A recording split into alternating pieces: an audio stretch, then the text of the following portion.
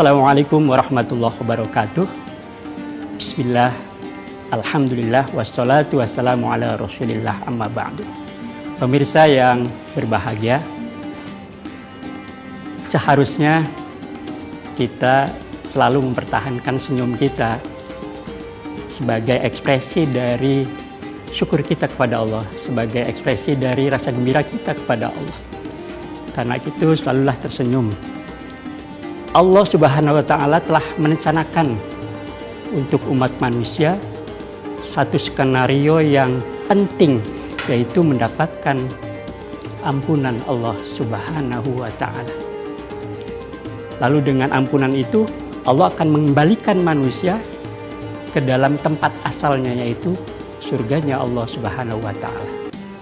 Dalam surat Al-Imran Allah berfirman, wasari'u ila magfiratin mir rabbikum wa jannatin arduhas samawati wal ardh u'iddat lil muttaqin.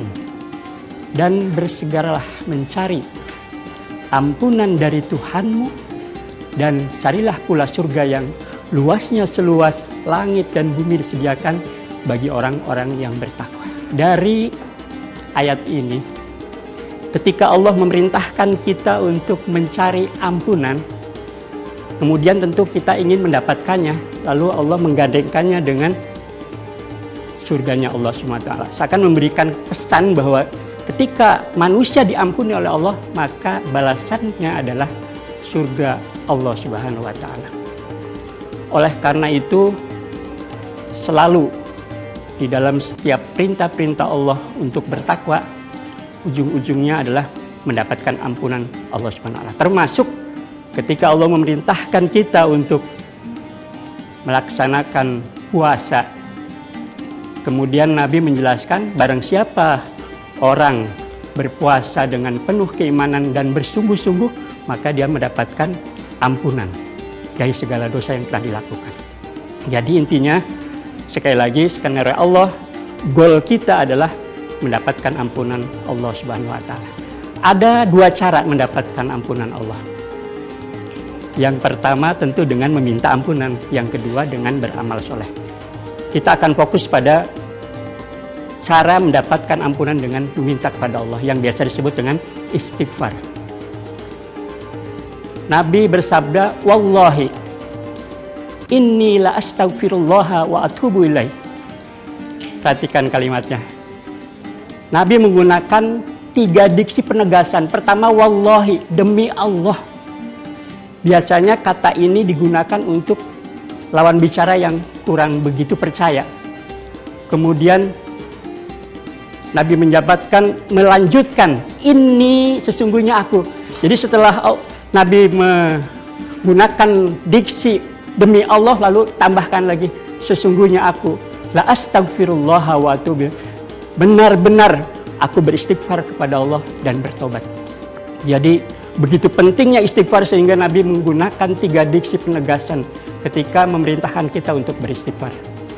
Ada 4 cara untuk meningkatkan kualitas istighfar kita.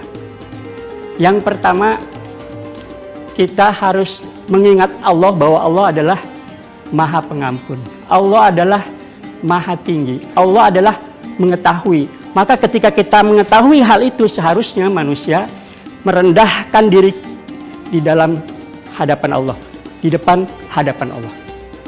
Yaitu dengan cara mengungkapkan, menyebutkan aib-aib dirinya, jangan aib orang lain.